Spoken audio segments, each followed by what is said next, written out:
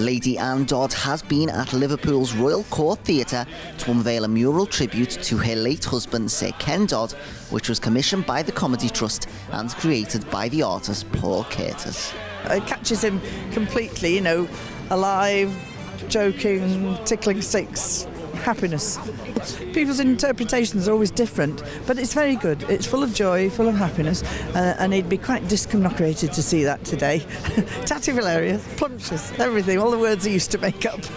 And what about his legacy? Why do you think people love him so much, still always have done? Because various people say because he stayed, although he worked away, he did big seasons in London, he used to come back, even when he did the Palladium, he came back every week on a Sunday, one way or another, he would keep coming home. And when he did seasons, his home is Liverpool. He always wanted to live here, wanted to stay here.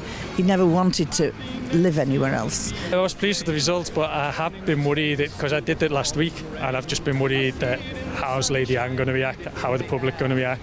Thankfully, Lady Anne said she loved it, so that was, I felt a lot better today when I heard that. But yeah, the good thing about Ken Dodd is he has got quite a recognisable and distinct features, so that helped me a little bit. And there were two panels, so obviously we had to fill the second one, and the idea was we'd put Happiness, the lyrics to his big hit, just because I think that's what he would like, and I think that's the message he was always trying to push, and I think we could all do with that these days and the times we live in. And I hope that when people go to work or when they're walking through town, they just stop for a second and it makes them smile, because that's what he was about.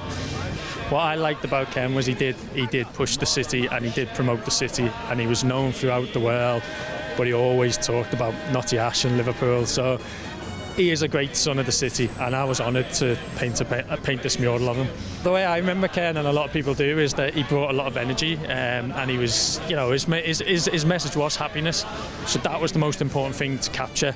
And obviously there's the nods to him with the tickle stick and that, but yeah, I think more important was to get some energy and some happiness into it. I just think it captures his spirit, his essence, and the message that he was always championing, which was happiness, laughter, joy, and the effects that can have on people, not just in the short term, but long term as well.